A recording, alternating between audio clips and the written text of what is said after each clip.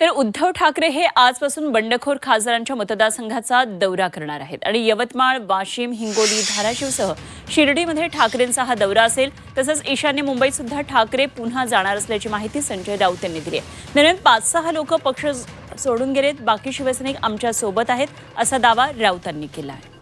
तर हा दौरा म्हणजे वराती मागून घोडे असा प्रकार असल्याचा आरोप भाजपनं केला आहे.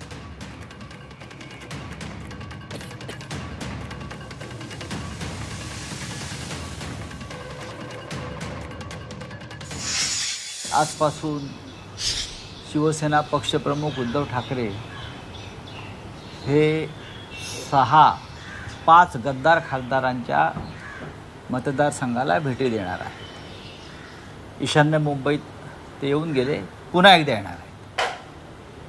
पण आज ते नागपूरला उतरतील, तिथून यवतमाळला आम्ही रात्री जाऊ.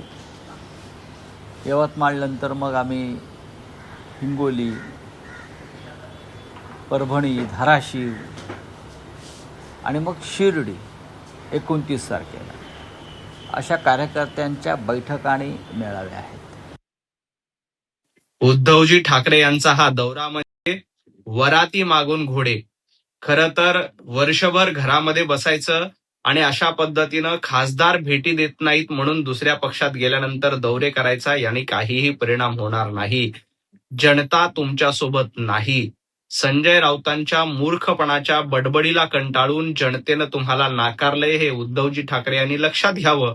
त्यामुळे असे वराती मागून घोडे काढून तुमची वरात सजली जाणार नाही.